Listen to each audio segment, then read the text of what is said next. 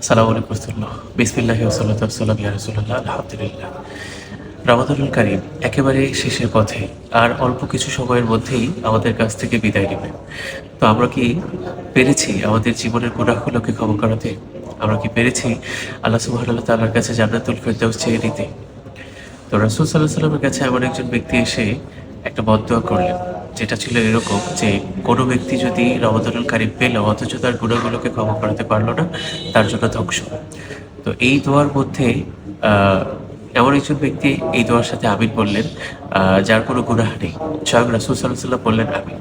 তো এই দোয়া অবশ্যই কবুলযোগ্য, এবং আমরা যদি আমাদের নিজেদের গুনাহগুলোকে ক্ষমা করাতে না পারি তাহলে আমাদের জন্য ধ্বংস।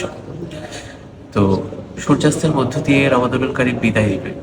তো আমরা যতটুকু সময় আমাদের হাতে রয়েছে, এই সময়টুকুকে কাজে লাগাই। আমরা জীবনের গুনাহগুলোকে ক্ষমা চাই আল্লাহর কাছে, আকুতির সাথে আল্লাহর কাছে জাহান্নাম থেকে মুক্তি চাই, এবং নিজেদের জন্য জান্নাতকে যেন চেয়ে নিতে পারি শেষ মুহূর্তে, সেটা আল্লাহ আমাদেরকে তৌফিক দান করুন। তো আল্লাহ সুবহানাহু ওয়া তাআলা প্রত্যেকদিন, এই রমাদানের প্রত্যেকদিন অসংখ্য জাহান্নামীকে আল্লাহ তাআলা নাজাত দান করেছেন। তো তার মধ্যে আমাদের নিজেদেরকে নিজেরা যেন দোয়ার মাধ্যমে আল্লাহর কাছ থেকে চেয়ে নিজেদের নামটাকেও সেখানে উল্লেখ করাতে পারি, সেটা যেন আল্লাহ আমাদেরকে তৌফিক দান করে।